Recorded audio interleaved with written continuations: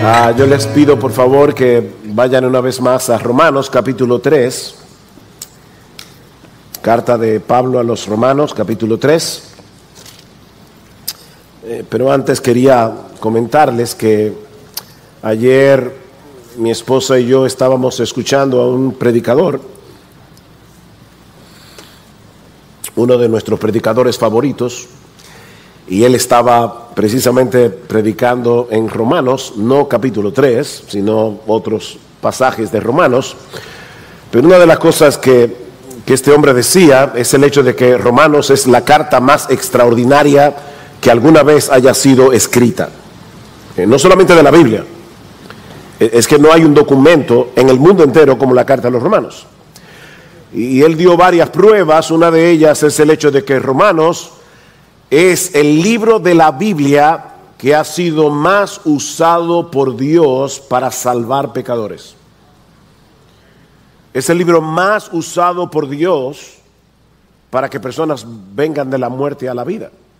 Y eso no les voy a negar que me energizó aún más para querer estar hoy aquí en la mañana predicando el pasaje que vamos a exponer en la mañana de hoy, porque no sabemos cómo el Espíritu Santo se puede estar moviendo en medio nuestro y personas que están sentadas aquí hoy vengan de la muerte a la vida a través de la predicación de la palabra. Y yo quisiera que tú, que eres creyente, tengas esa expectativa. Hoy Dios puede salvar pecadores a través de la predicación de su palabra. Vamos a orar y vamos a pedirle a Él que lo haga y que edifique nuestros corazones. Señor, cuando tu pueblo se acercó a ti en el monte Sinaí, el monte humeaba, la tierra temblaba y se escuchaba un fuerte sonido de bocina, de tal manera que el pueblo estaba aterrado. Y aún Moisés tuvo que declarar que estaba temblando. Señor, en el día de hoy nosotros no tenemos ninguna de esas manifestaciones físicas, pero tenemos la promesa de tu presencia cuando tu palabra es predicada. Y queremos suplicarte, Señor, que tú traigas ese terror en medio nuestro. No para aplastar, sino para salvar. Señor, usa tu palabra hoy en medio nuestro en una forma tan extraordinaria que cuando estemos en tu presencia, aunque no nos enteremos de eso hoy, nosotros sepamos que el 11 de agosto del 2019 muchos pecadores que estaban en la iglesia bíblica del Señor Jesucristo fueron convertidos por el poder de tu palabra. Salva, Señor, para la gloria de tu Hijo, porque te lo pedimos en su nombre. Amén y amén. Yo supongo que a muchos de ustedes les ha pasado lo mismo que a mí, que predicando el evangelio a un incrédulo, de repente la persona comienza a rebatir todo lo que dices, al punto de que casi no te permite hacer una presentación coherente del mensaje del evangelio, porque no bien respondes a una objeción y él ya tiene otra, y otra, y otra. ¿Te ha pasado eso? En ese tipo de situaciones no siempre es fácil tomar una decisión. ¿Detengo este debate o sigo discutiendo? Yo recuerdo cuando estaba en la universidad, me tocó quedarme en el taller de la universidad por un trabajo que debíamos presentar al otro día. Y yo, en medio de la noche, más allá de la medianoche, de repente comenzó una conversación acerca del evangelio. Y algunas personas estaban escuchando, pero un alumno en particular comenzó a hacerme preguntas irónicas y a burlarse de mí por casi 2 horas. Yo era un nuevo creyente en ese momento, tal vez debía haber detenido la discusión, pero no lo hice.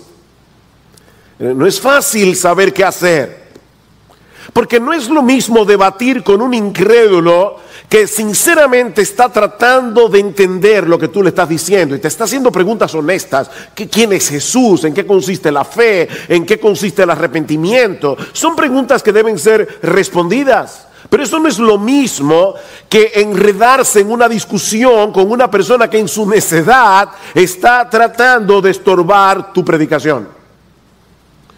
Bueno, en el pasaje que vamos a considerar en esta mañana, siguiendo nuestro estudio en la carta a los Romanos, encontramos un buen ejemplo de cómo lidiar con este tipo de situaciones. En toda esta sección de la carta, Pablo está tratando de probar que toda la humanidad está en problemas frente a la justicia de Dios y que todos necesitan la salvación que Dios nos ofrece en Cristo. El Evangelio es una buena noticia que comienza con una mala. Y sin la mala, la buena no tiene sentido. Y Pablo era un buen evangelista. Él no comienza su predicación del evangelio diciendo Dios te ama y tiene un plan maravilloso para ti. No, Pablo comienza con la ira de Dios.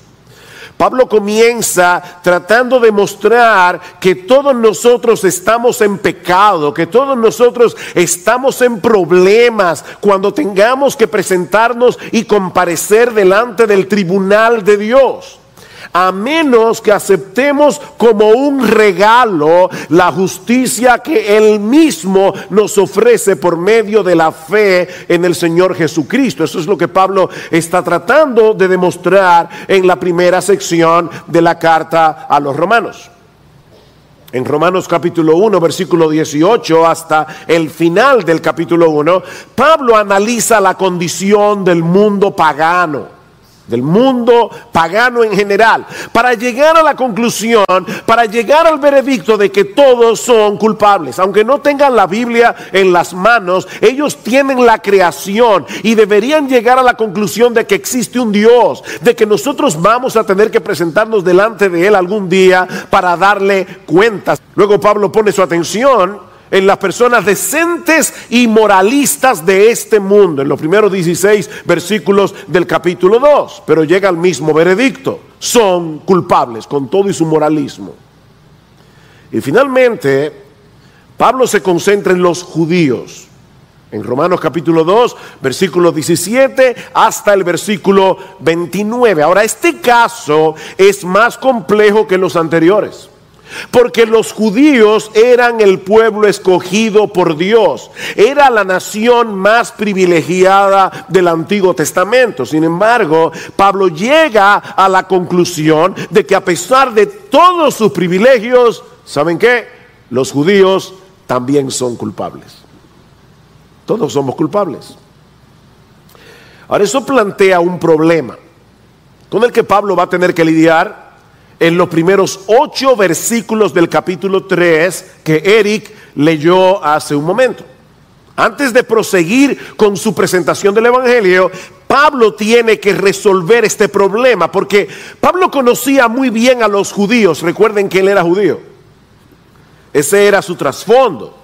Y no solamente judío, Pablo era un opositor férreo en contra del evangelio. Pablo odiaba el cristianismo cuando no era creyente. Y lo que tenemos en este pasaje, Romanos capítulo 3, versículos 1 al 8, es una discusión, es un debate entre Pablo y un judío imaginario que está tratando de rebatir la conclusión a la que Pablo acaba de llegar con respecto a la nación de Israel. Ahora, yo no sé qué impresión tú tuviste cuando Eric leyó el pasaje. ¿Te pareció un pasaje fácil o te pareció un pasaje difícil? No sé cuál fue tu impresión.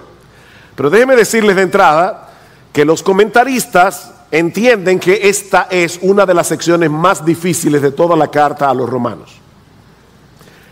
Porque los argumentos y los contraargumentos que Pablo presenta en este debate no son familiares a nuestro oído contemporáneo.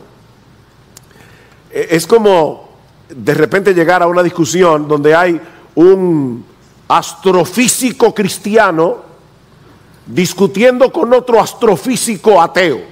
Y tú estás allí oyendo la conversación como un pollo viendo televisión. Tú no entiendes qué es lo que está pasando ahí. Bueno, este es un pasaje difícil. Nosotros de repente llegamos a una discusión entre una mente tan brillante como la de Pablo, y además inspirado por el Espíritu Santo, debatiendo con un judío, recordando que Pablo entendía la psicología del judío. Pablo, de hecho, algunos comentaristas dicen, Pablo aquí está discutiendo con Pablo. O sea, es el Pablo convertido discutiendo con el Pablo inconverso, porque muchísimas veces mientras Pablo predicaba el evangelio en el mundo grecorromano se encontró con judíos que le levantaron estos mismos argumentos. En el libro de los Hechos dice, y Pablo argumentaba con los judíos. No nos dicen qué era lo que él argumentaba, pero aquí tenemos un buen ejemplo. Así que el contendiente con el que Pablo está hablando aquí es imaginario, pero los argumentos no lo son. Son argumentos reales que Pablo tuvo que responder mientras predicaba el evangelio entre los judíos. Ahora, como este pasaje es difícil, permítanme darles un vistazo general de lo que está pasando aquí. Aquí hay 4 objeciones y 4 respuestas de Pablo. Así que déjenme darles un vistazo rápido de qué trata la discusión, y entonces después vamos a poder entender mejor el pasaje. La primera, o el primer argumento del judío es acerca de su ventaja como parte del pueblo de Israel. Pablo acaba de decir en el versículo 28 y 29 del capítulo anterior, que estudiamos la semana pasada, Pablo acaba de decir que el verdadero judío es aquel a quien Dios le ha circuncidado el corazón. ¿Recuerdan? Sin importar la raza, sin importar la nacionalidad. Y eso levanta la primera objeción, versículo 1 del capítulo 3. ¿Cuál es entonces la ventaja del judío? ¿O cuál el beneficio de la circuncisión? ¿Ven el punto? Esta persona le está diciendo, espérate un minuto, Pablo. ¿Tú estás queriendo decir que el judío no tiene ninguna ventaja sobre los gentiles? ¿Que todo lo que hizo Dios en el Antiguo Testamento, al llamar a nuestro padre Abraham, al hacer un pacto con él, al darle la circuncisión como señal y sello de ese pacto, no tiene ningún valor? ¿Qué sentido tenía que Dios hiciera ese pacto con Abraham entonces? Y con sus descendientes. ¿O no es acaso ningún privilegio el hecho de que nuestra nación haya tenido en sus manos la ley de Dios, la palabra de Dios, que aquí Pablo le llama los oráculos de Dios? Pablo, ¿qué del templo? ¿Qué de los sacrificios? ¿Qué de toda nuestra historia? Debemos llegar a la conclusión de que ninguna de esas cosas tuvo la menor importancia, que todo el Antiguo Testamento fue una pérdida de tiempo. Esa objeción, por supuesto, nos lleva de la mano a la segunda. Versículo 3. Entonces, ¿qué? Si algunos fueron infieles, algunos de los judíos fueron infieles, ¿acaso su infidelidad anulará la fidelidad de Dios? O sea, Pablo, ¿tú estás queriendo decir que las promesas que Dios le hizo a su pueblo en el Antiguo Testamento estaban supeditadas a nuestra fe para que Él las cumpliera? ¿Dónde queda entonces la fidelidad de Dios? En el Antiguo Testamento Dios prometió bendecir a Israel, ¿no es así? Y serán benditas en ti todas las familias de la tierra. Bendeciré a los que te bendicen y a los que te maldigan los maldeciré. Y ahora este contendiente le está diciendo, pero ven acá, Pablo, tú estás queriendo decir que nuestra infidelidad anula la fidelidad de Dios? ¿Es eso lo que estás argumentando, Pablo? Que los seres humanos somos capaces de frustrar y de cancelar las promesas de Dios por causa de nuestra incredulidad. Sí, Pablo, yo sé que debemos creer, pero eso no elimina la realidad de que Él nos escogió para ser su pueblo, que Él nos dio la circuncisión como señal y sello de ese privilegio. Si Dios prometió bendecirnos, Él tiene que bendecirnos. Su fidelidad no puede depender de la nuestra. Este es el segundo argumento. ¿Se entiende mejor ahora? No. Sí. No, es que quiero estar seguro. De hecho, más adelante Pablo va a tratar con ese problema otra vez, en los capítulos 9 al 11. Yo me imagino que la semana pasada, mientras yo hablaba del verdadero judío, algunos debían estar pensando en Romanos 11 sobre todo. Vamos a llegar ahí, como dentro de un año, pero vamos a llegar ahí. Tercera objeción, versículo 5.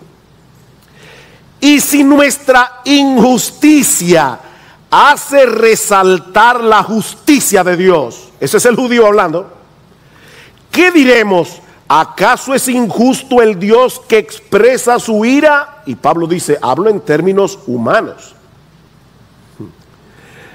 Pablo, tú estás diciendo que nuestro pecado es el fondo negro que hace resaltar el diamante de la justicia perfecta de Dios. ¿No es así? Debemos concluir entonces que nuestra injusticia es una bendición, porque es lo que hace posible que Dios haga un despliegue más amplio de su propia justicia. Ese es el judío, recuerden, él está argumentando con Pablo. ¿Cómo es posible entonces, Pablo, que Dios derrame su ira sobre nosotros por causa de nuestros pecados, si nuestros pecados son los que hacen posible que la gloria de Dios brille más esplendorosamente en su plan de salvación? Dios no debería castigarnos por nuestros pecados, porque al final de cuentas le estamos haciendo un favor al pecar. Dios debería darnos las gracias por nuestros pecados, porque nuestra injusticia es necesaria para que Dios pueda manifestar su justicia. La cuarta y última objeción es similar, pero desde otra perspectiva. Versículo 7. Pero si por mi mentira la verdad de Dios abundó para su gloria, ¿por qué también soy yo aún juzgado como pecador? ¿Y por qué no decir? Y Pablo añade, como se nos calumnia y como algunos afirman que nosotros decimos, hagamos el mal para que venga el bien. O sea, Pablo está diciendo, y eso es una de los argumentos del catolicismo romano contra el protestantismo. Ustedes dicen que la salvación es por gracia, que no es por obras. Pues entonces yo me voy a convertir y voy a vivir como me dé la gana, porque a final de cuentas la salvación depende de Cristo, no de mí. Y Pablo dice, sí se nos calumnia que nosotros decimos eso, pero no es lo que decimos. Es una calumnia. Pablo, si Dios es glorificado al mostrar misericordia a los pecadores, debemos llegar a la conclusión de que mientras más grande es el pecado, más grande la misericordia. Lo que implica un mayor despliegue de la gloria de Dios. ¿No deberíamos entonces pecar lo más posible para que cuando Dios nos perdone, su gloria sea todavía más evidente? De hecho, ustedes se sorprenderían la cantidad de cristianos que piensan eso. Wow, si yo hubiera tenido un testimonio bien fuerte, de eso así que yo era ladrón, drogadicto, alcohólico, pero Dios me rescató, pero yo nací en un hogar cristiano, como que eso no le da mucha gloria a Dios. O sea, vale más la pena pecar mucho para que la salvación se vea bien poderosa, bien potente. O sea que el Salmo 1 no es verdad. Bienaventurado el varón que no anduvo en consejos de malos. No, deberíamos ser lo más malo posible. Para que cuando yo dé mi testimonio la gente diga, wow, y Dios salvó a ese tipo, ¿sí? Pablo, si mi pecado, ese es el argumento, si mi pecado hace que Dios se vea mejor, deberíamos pecar más para que su gloria brille más. ¿Es eso lo que tú estás diciendo, Pablo? ¿Que debemos hacer males para que vengan bienes? Ven ahí, debemos hacer males para que vengan bienes. Bueno, mis hermanos, ya ustedes tienen el pasaje, pero el culto no se ha acabado. Yo no he empezado a la prédica. Esta es la introducción, para que ustedes vean un panorama general de qué se trata el pasaje. Y yo espero que ahora lo entiendas mejor que cuando se leyó hace un rato sin explicación. Eso es lo que el objetor de Pablo está argumentando contra él. Esta persona no quiere reconocer su necesidad del evangelio, no quiere reconocer su necesidad de un salvador. Y por eso está levantando una muralla de protección contra la predicación de Pablo. Y yo estoy seguro que hay algunos aquí, tal vez más que algunos, que cuando vienen a la iglesia y escuchan la palabra predicada, ellos ponen el mismo muro de protección. Que yo espero, con el poder del Espíritu Santo y de su palabra, derribar en la mañana de hoy. Antes de ver cómo Pablo responde estas preguntas, permítame tomar unos minutos para ver la naturaleza de estas objeciones. Hay un pastor irlandés, Ted Donnelly, es uno de mis predicadores favoritos, que expuso este pasaje. Y él decía que hay básicamente tres características aquí que nosotros podemos resaltar de estas objeciones del contendiente imaginario de Pablo. Y debo decir por justicia que estoy siguiendo muy de cerca al pastor Ted Donnelly. La primera característica que yo quiero que ustedes noten es que este hombre está desviando la atención de lo que realmente importa. En otras palabras, sus preguntas son irrelevantes. Ninguna de ellas tienen que ver con el problema esencial que Pablo está presentando en su carta a los romanos. ¿Cuál es el problema que Pablo acaba de plantear? Que si Dios es perfectamente justo y nosotros somos injustos, ¿cómo podemos presentarnos delante de Él cuando tengamos que darle cuenta de nuestra vida en su tribunal? Ese es el problema central que Pablo está planteando en su carta. Y sabes qué, mi amigo, ese es un problema que nos compete a todos. A todos, porque algún día todos vamos a comparecer ante el tribunal de Dios. Todas las cosas están desnudas y abiertas a los ojos de aquel a quien tenemos que darle cuentas, dice en Hebreos capítulo 4, versículo 13. Pero el objetor de Pablo quiere desviar la atención. ¿Recuerdan a la mujer samaritana? Señor, me parece que tú eres profeta. ¿Dónde es que debemos adorar? ¿Cuál es la religión verdadera? Desviar la atención a un asunto secundario. Pablo, ¿cuál es el papel de la nación de Israel en la historia de la redención? Ahora, noten que yo no estoy diciendo que este asunto no tiene importancia. No. De hecho, Pablo va a dedicar 3 capítulos más adelante para tratar con ese asunto. No es que no tiene importancia. Lo que estoy diciendo es que en relación a la salvación de tu alma, eso es secundario. Eso no es lo más importante. ¿Han tenido esta experiencia? Tú le estás predicando el evangelio a un pecador. Le dices, mira lo que dice la ley, mírate en ese espejo. Él está comenzando a sentir el gusanito de la culpa. ¿Y qué hace? Que comienza a hacer las preguntas más absurdas que uno se puede imaginar. ¿Y qué pasó con los dinosaurios? Perdón, que qué pasó con los dinosaurios. ¿Y de dónde salió la esposa de Caín? ¿Le han hecho esa pregunta? No sé si fue mi papá que una vez le dijo a un hombre: venga, ¿tú eres casado? Sí. ¿Y para qué tú estás preguntando por la mujer de otro?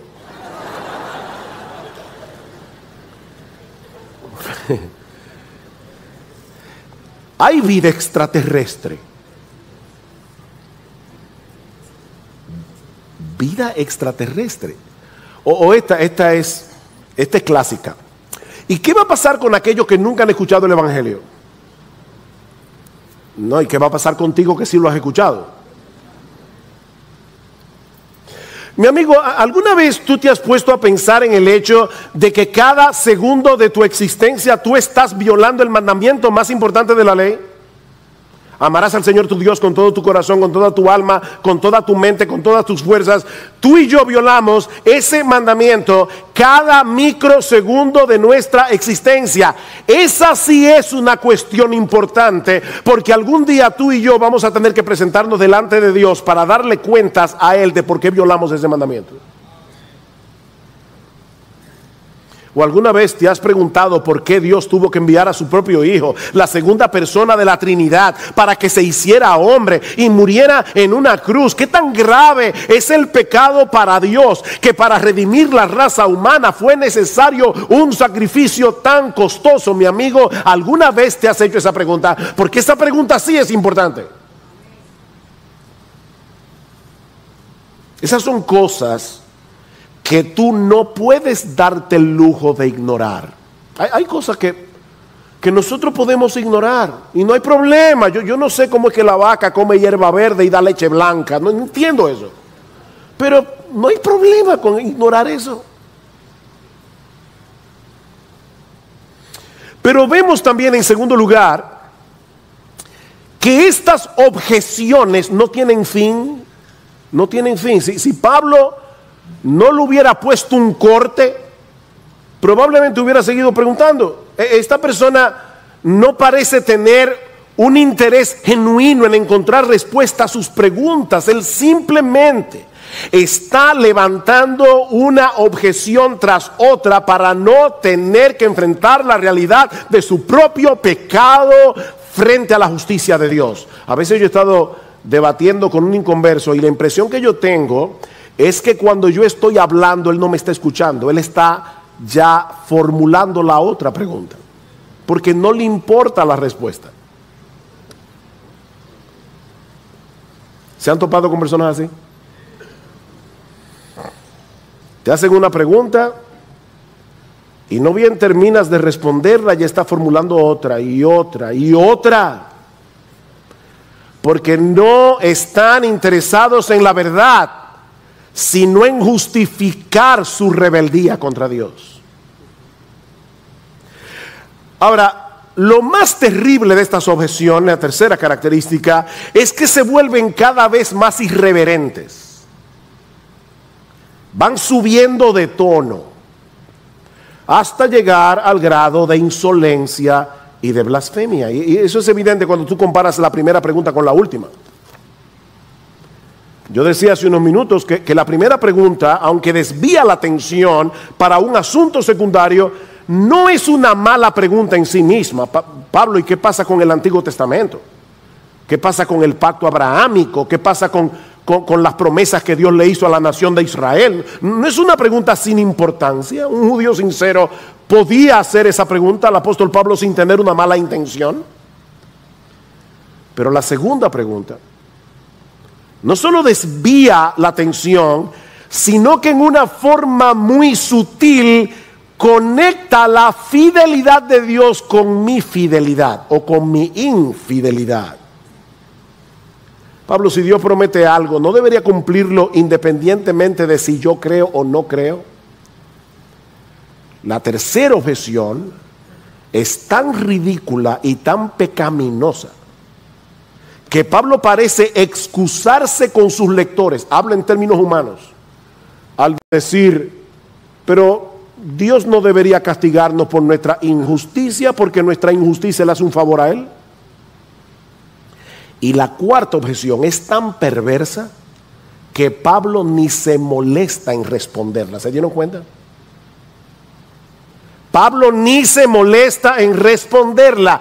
Ven, hermanos, el patrón descendiente de estas objeciones. El objetor de Pablo comienza desviando la atención y termina blasfemando. Él no quiere creer. Ese es el problema. Y va a tratar por todos los medios posibles de buscar un refugio para su propia conciencia.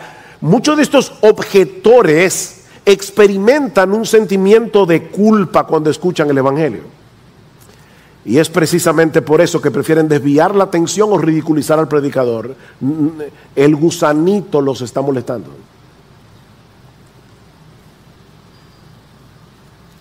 Usando el lenguaje de Pablo en Romanos capítulo 1, ellos prefieren detener con injusticia la verdad antes que reconocer que están en problema por causa de sus pecados y que deben aceptar humildemente, someterse a Dios y recibir por fe la salvación que Él nos ofrece en Cristo. Ahora, estas objeciones no solamente son pecaminosas, sino también ilógicas. Y eso nos lleva a nuestro segundo punto. Ya vimos la naturaleza de estas objeciones. Veamos en segundo lugar la debilidad de estas objeciones. La debilidad de estas objeciones. La persona con la que Pablo está debatiendo aquí acaba de escuchar sus argumentos, los argumentos de Pablo, para probar la necesidad que todos tenemos del evangelio, incluyendo los judíos. Eso es lo que Pablo acaba de probar. Pero en vez de querer averiguar un poco más acerca de esto para tratar de entender entonces cómo yo puedo arreglar mis cuentas con Dios, no, él quiere que Pablo responda otras inquietudes. Pablo, primero dame una explicación de las cosas que a mí me inquietan para que luego yo pueda prestarle atención a lo que tú me estás diciendo acerca de Jesús. Hay personas que quieren que les resolvamos todos los misterios de la existencia humana antes de que podamos predicarle el mensaje del evangelio. Imagínense a un paciente al que le diagnostican una enfermedad que tiene el potencial de matarlo, pero él no quiere tomarse el medicamento hasta que el doctor no le explique con lujo de detalles cuáles son los químicos que contiene el medicamento y qué propiedades tienen esos químicos y cómo esos químicos interactúan con mi organismo para sanarme de mi enfermedad. Doctor, hasta que usted no me explique todo eso, yo no me tomo la medicina. ¿Saben qué? Usualmente nadie hace eso. Nadie hace eso. Todos actuamos sobre la base de un conocimiento razonable de las cosas. Compramos una computadora, nos explican cómo encenderla y cómo usarla, y a menos que tú seas uno de esos fanáticos cibernéticos, nosotros simplemente usamos la computadora. Muchos de nosotros, y yo me incluyo, no tenemos la menor idea de cómo funcionan todos los cables y conexiones internas que hacen posible que nosotros tengamos un procesador de palabras en nuestra computadora, pero la usamos de todos modos y le sacamos el beneficio. Es así como funcionamos en la mayoría de las cosas de la vida. Pero cuando vamos al evangelio, muchos demandan que les expliquemos primero los grandes misterios de la teología antes que humillarse delante de Dios y reconocer algo tan simple como que tú eres pecador y vas camino al juicio de Dios. ¿Tú entiendes eso, verdad que sí? Eso es suficiente para que ahora yo te explique qué fue lo que hizo Cristo para salvarte. Mi amigo, déjame decirte algo. Hay ciertas preguntas para las que nadie tiene la respuesta. Nadie. Porque tienen que ver con los misterios insondables de la mente y la existencia de Dios. Pero lo que tú y yo necesitamos para venir a Cristo en arrepentimiento y fe está tan claro en la Biblia como la luz del mediodía. Clarísimo. Eres pecador, vas camino a un juicio, pero Dios en su amor y en su bondad envió a su Hijo para que nos sustituyera en la cruz del Calvario, para recibir Él la ira que tú y yo merecemos por causa de nuestros pecados. Dime qué complicación tiene eso.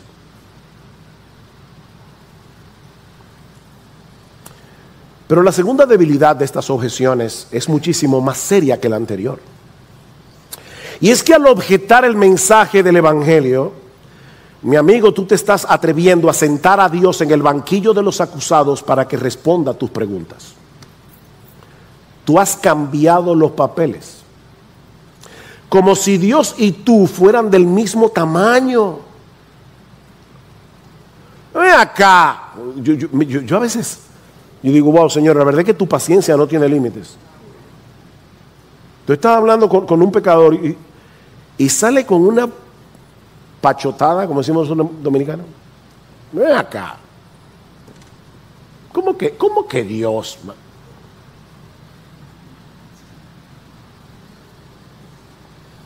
Eso es monstruoso.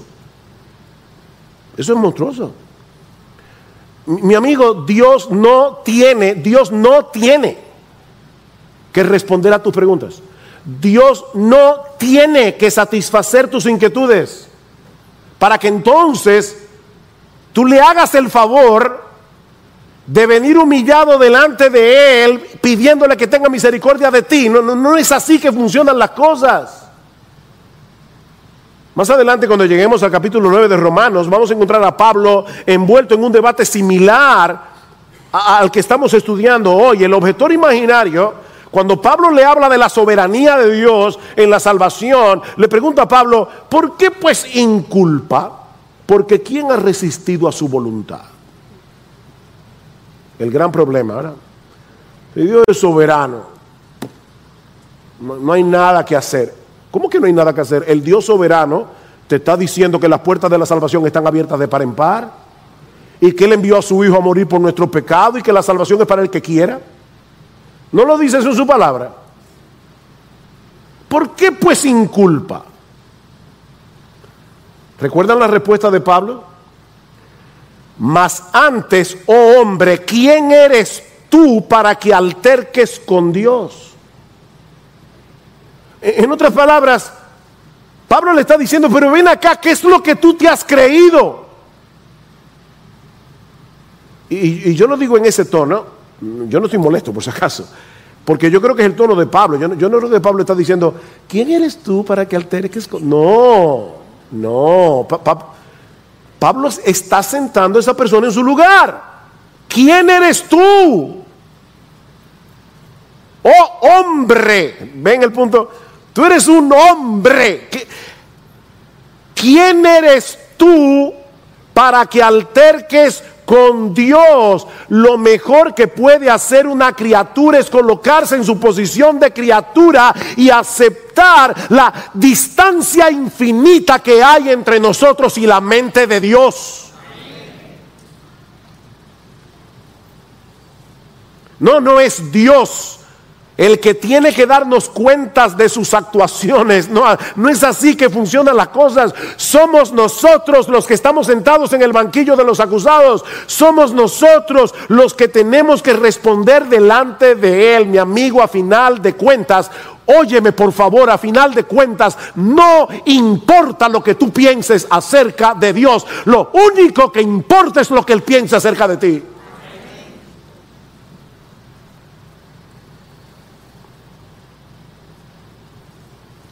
¿Cómo responde Pablo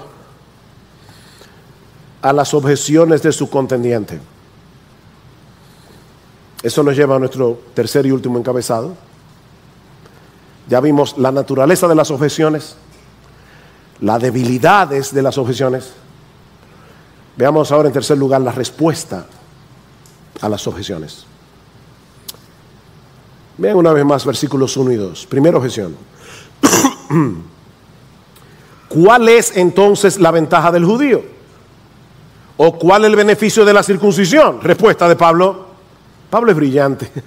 Aparte de ser inspirado por el Espíritu Santo, algunas personas dicen que Pablo probablemente fue una de las mentes más brillantes del primer siglo.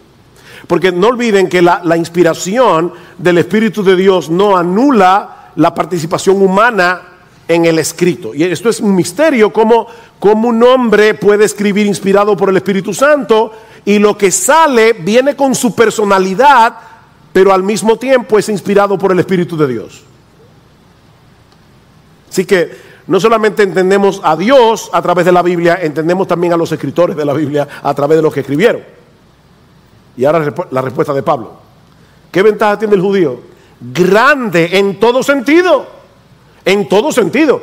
En primer lugar, porque a ellos les han sido confiados los oráculos de Dios. La palabra allí es logia, de donde viene logos. A ellos les fueron confiadas las palabras de Dios, la revelación de Dios en el Antiguo Testamento.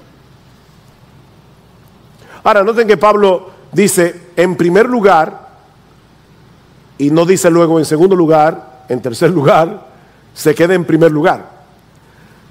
Porque Pablo en su mente detiene esta conversación hasta llegar al capítulo 9, versículo 4, para seguir hablando de la ventaja del judío.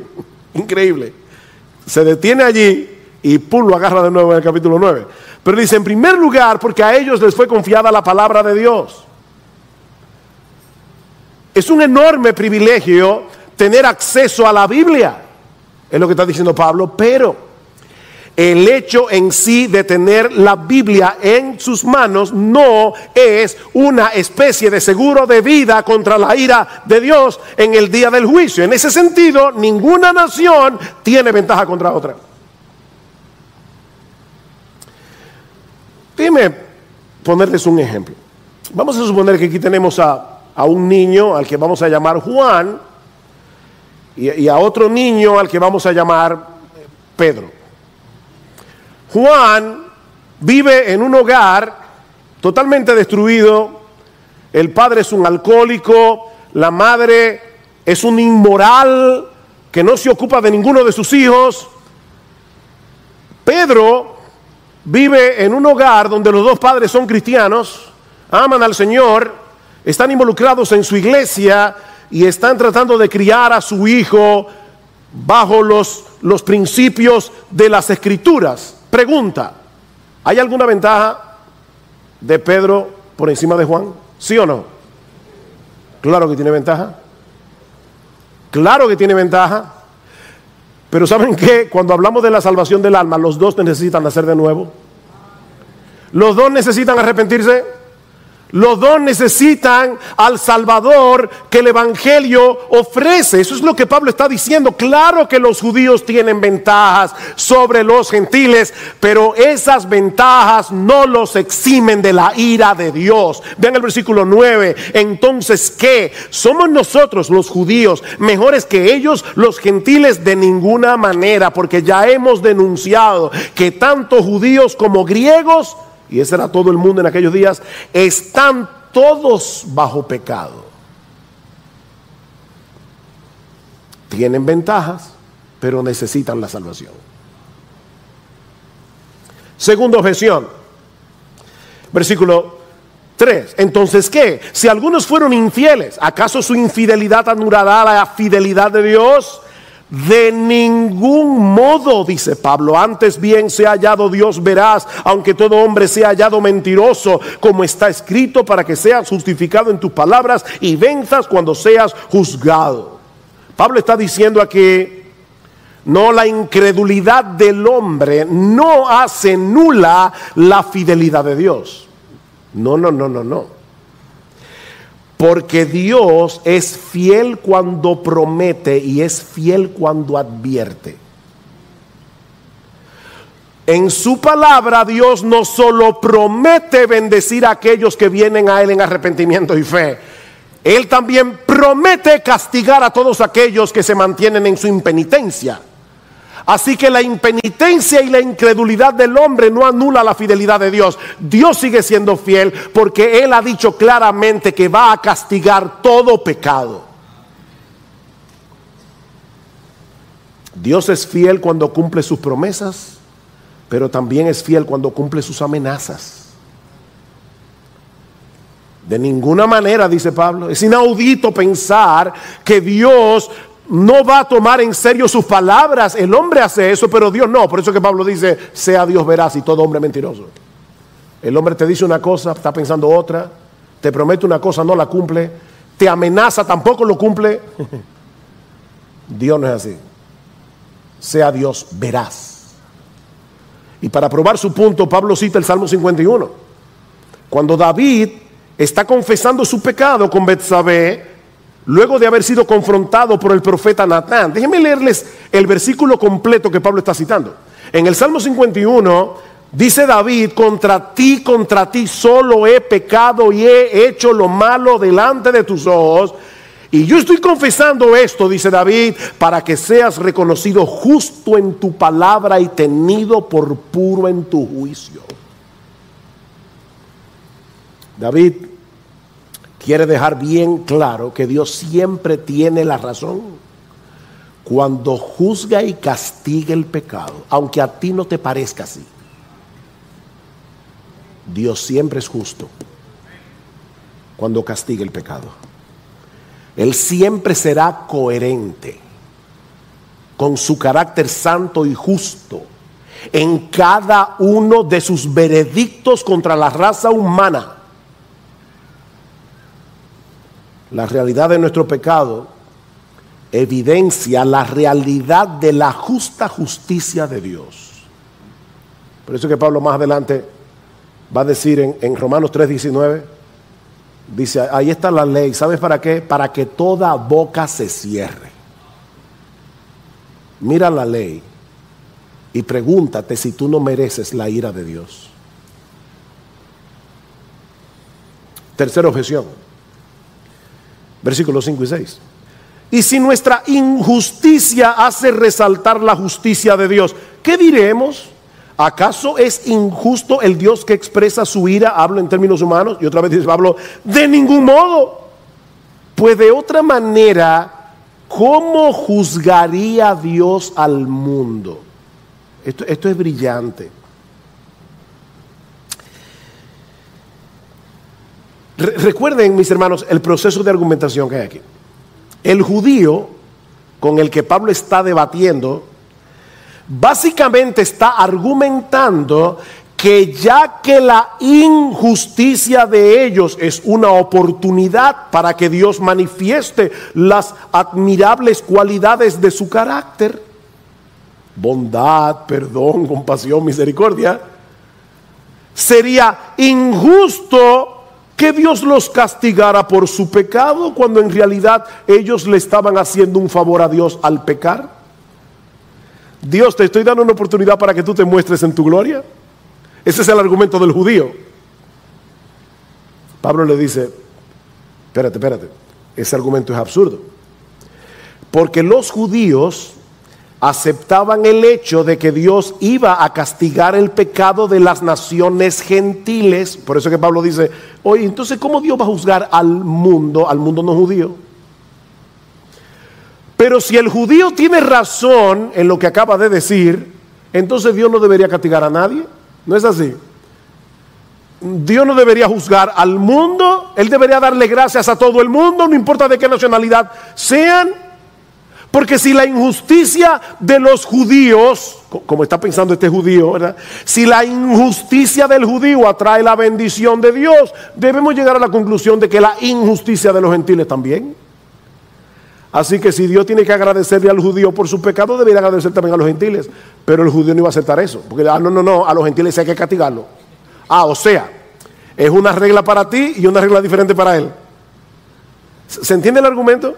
Qué genial es Pablo, ¿verdad?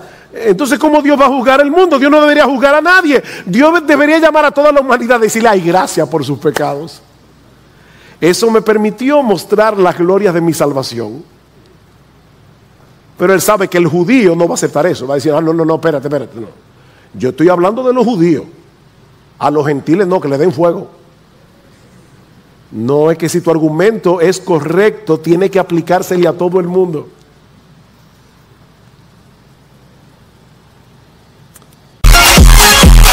La última objeción no solamente es absurda, es blasfema. Versículo 7. Pero si por mi mentira la verdad de Dios abundó para su gloria, ¿por qué también yo soy aún juzgado como pecador? ¿Y por qué no decir? Y Pablo dice, como se nos calumnia y como algunos afirman que nosotros decimos, hagamos el mal para que venga el bien. Pablo ni responde esa pregunta. Pablo dice, el que hace esa pregunta, su condenación es justa. Eso me recuerda a Agustín de Hipona, cuando una vez alguien le preguntó, ven acá, ¿y qué estaba haciendo Dios antes de crear el mundo? Ahí está Dios, el Padre, Dios el Hijo, Dios el Espíritu. ¿Y qué estaban haciendo ellos antes de crear el mundo? Agustín le respondió, crear el infierno para los que hacen ese tipo de preguntas.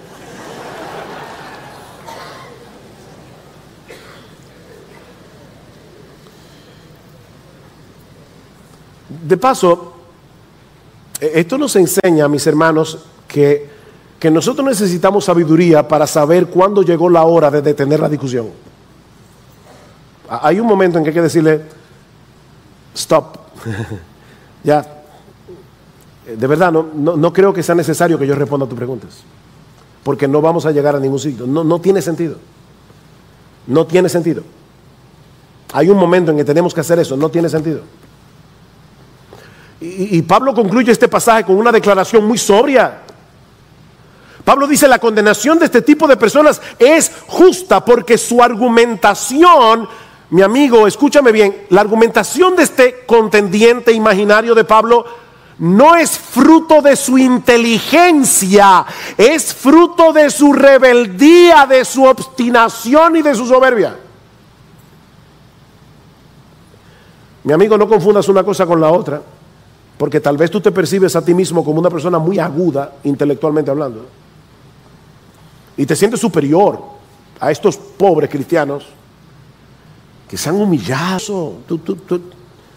Pobres cristianos, pobres idiotas. Mira, mi amigo, no hay nada más sabio que un hombre pueda hacer que reconocer su necesidad de la justicia de Dios.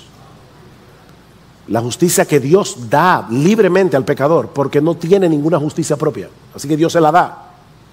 Esa justicia que no podemos obtener por nosotros mismos, pero que Dios ha puesto al alcance de todos por medio de la fe en Jesucristo. Eso es lo que Pablo va a demostrar más adelante, Romanos capítulo 3, versículo 21. Pero ahora, después que termina su argumentación, ahora aparte de la ley, la justicia de Dios ha sido manifestada, atestiguada por la ley y por los profetas. Es decir, la justicia de Dios por medio de la fe en Jesucristo para todos los que creen. Una justicia que Dios regala gratis.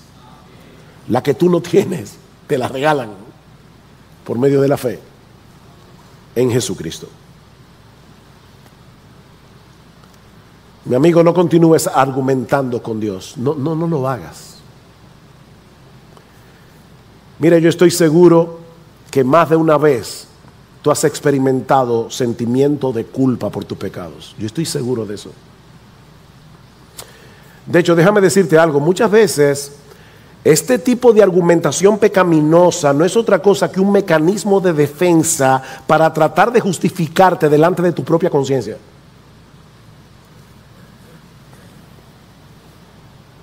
Y es posible que estos argumentos calmen momentáneamente ese sentimiento de culpa. Pero créeme, mi amigo, ningún argumento será demasiado bueno como para escapar del justo juicio de Dios cuando tengas que presentarte delante de su tribunal para dar cuentas de ti. Se acabaron los argumentos. Mi amigo, óyeme, óyeme, se te van a acabar los argumentos. Cuando estés en la presencia del Dios todopoderoso, del Dios infinitamente santo, del Dios infinitamente justo, ya no vas a tener argumentos.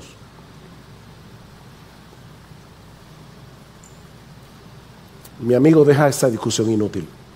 Deja ya esa discusión inútil. Y ven a Cristo en arrepentimiento y fe. Porque las puertas de la salvación siguen abiertas de par en par para todo aquel que cree. Porque ese Dios que es infinitamente justo también es infinitamente bueno. Él es infinitamente bueno. Y Él ha diseñado un plan de salvación que es impresionante.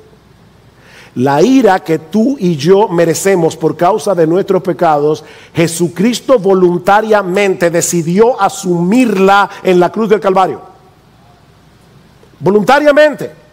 Señor, castígame a mí, para que de esa manera Dios siga siendo justo. El pecado fue castigado, pero al mismo tiempo es el que justifica al que es de la fe de Jesús. El justo que justifica. Oh, mi amigo, ven ahora. Habíamos orado al principio que Dios salvara ahora. Y yo te quiero persuadir. Yo sé que mis palabras no pueden hacerlo, pero en una forma misteriosa Dios usa al predicador para que su Espíritu Santo, a través de su predicación, llame a los pecadores al arrepentimiento. El Espíritu y la esposa dicen ven. La esposa es la iglesia. Mi amigo, aquí está el Espíritu a través de su palabra. Aquí está la esposa del Cordero diciéndote ven. Ven. Ven ahora, no mañana, no esta noche. Ahora, mi amigo, clamando por misericordia, y misericordia te será otorgada, porque nuestro Dios es fiel y Él dice en su palabra que si vienes a Él confiando en Jesús, aunque tus pecados fueren como la grana, como la nieve serán emblanquecidos, aunque fueren rojos como el carmesí, vendrán a ser como blanca lana. Oh, ven a Cristo. Y ven ahora.